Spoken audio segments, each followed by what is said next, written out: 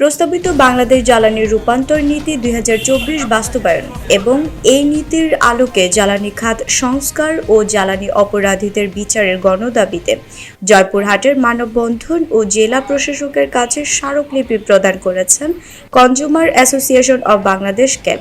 20 November বুধবার সকাল 10:30টার দিকে জয়পুরহাট জেলা প্রশাসক কার্যালয়ের সামনে এ মানববন্ধন হয়। মানববন্ধন শেষে জেলা প্রশাসক আফরোজা আক্তার চৌধুরীকে এ সংক্রান্ত এক স্মারকলিপি প্রদান করা হয়। যে কেন্দ্র সিদ্ধান্ত দিয়েছেন ভোক্তা অধিকারের যে দাবি দেওয়া নিয়ে 21 দফা দাবি দেওয়া হয়েছে, সেটা আমরা ঢাকা কেন্দ্রীয় কমিটিতে বিদ্যুৎ বিভাগ এবং বিদ্যুৎ সচিবালয়ে আমরা কপি দিয়েছি। তারই অনুলিপি হিসাবে মহামান্য জেলা প্রশাসক সাহেবকে আমাদের স্মারকলিপি প্রদান আজকে আমরা করেছি। এখানে আমাদের কনজিউমার অ্যাসোসিয়েশন ক্যাবের ব্যক্তিগত কারো কোনো চাওয়া পাওয়া নেই।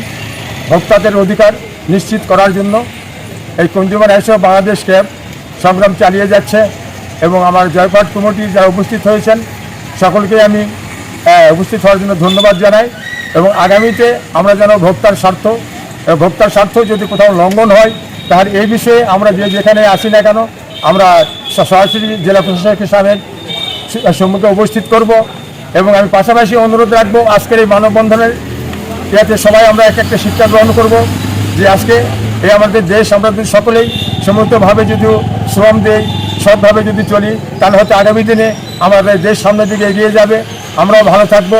সভাপতি consumer association of Bangladesh cab Joypurhat জেলা শাখার এ সময় ক্যাবের জয়পুরহাট জেলা শাখার সভাপতি আব্দুস সালাম সর্দার, সাধারণ সম্পাদক রফিকুল ইসলাম নয়ন, সাংগঠনিক সম্পাদক রুহুল আমিন পারভেজ, কোষাধ্যক্ষ তামিম হোসেন সহ অন্যান্যরা উপস্থিত ছিলেন।